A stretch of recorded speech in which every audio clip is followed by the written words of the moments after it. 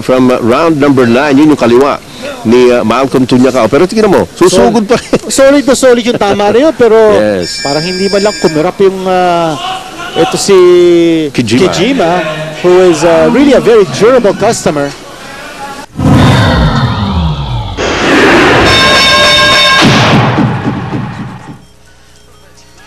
And here's Malcolm Tunyacao.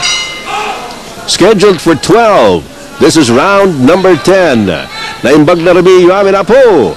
Dita Northern Luzon, nagbumula po tayo sa Korakuen Hall sa Tokyo, Japan. I'm Ed Pixon together with Kenito Henson, our producer Eric Tam, and the complement of Solar Sports. Kasama po ang Team Asia Incorporated for this presentation entitled Out for Glory, featuring Malcolm Tunyacao versus Yasu Kijima in the main supporting event. And in our main event, our very own Rodel Mayol, the WBC #1 contender in the minimum weight class, going up against the champion, Eagle Kiowa of Japan and Thailand. Well, to start this round, nakita natin si Malcolm Tunyacao again making good use of the extended expanse of the ring, side to side. But once he stops moving, nako-corner siya dito. Di Kijima, who is a plotter, who likes to turn this into a brawl.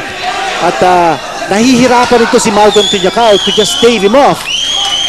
Malcolm is just not busy enough with that jab. He might be moving well side to side, pero kung wala siyang jab, nakakapasok itong kalaban niya. Ito talagang made of stern stuff itong hapo na kalaban ni Malcolm. Ayan, sticking that right jab. Yan. Si Malcolm Tunyacao. Yan ang gusto natin makita sana. Fighting from a distance. Yan. Galaw-galaw. At iniikutan niya itong si Kijima. Biglang binigyan ng kaliwa. Ayan yung kombinasyon ni Malcolm Tunyacao. Pero kailangan mas may determinasyon yung mga tikadang yun, ano ha? At para maramdaman ng kanyang kalaban ang anghang ng kanyang mga suntok. And again, yung movement ni Malcolm, no? Ang ganda ng kanyang spin. Yun! Sinalubong! Sinalubong ng uppercut! Groggy yun!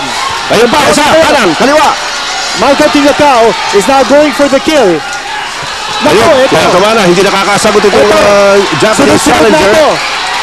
Malcolm has to suck it up. Ito na yung oportunidad na hinahanap ni Malcolm Tunyacao. Tingnan natin kung kaya niyang tapusin ito. Mahaba pa ang oras. 46 seconds to go here in round number 10. Very clearly, groggy itong kalaban ni Malcolm Tunyacao. Pagkakataon na ito. Pero sumusugod pa rin si Yasu Kijima. Naghahanap ng puwang itong si Malcolm Tunyacao. Nilalayuan niya itong si Yasu Kijima. Pero hindi natin malaman kung saan nanggagaling ang lakas itong si Kijima para nakarecover na rin kagad. Of course, using some tactics, ano ha? Malaki ang puso nito. Oo. Kijima well, he is the challenger. Yes. Ay na naman yung kaliwa ni Malcolm Tunyacao.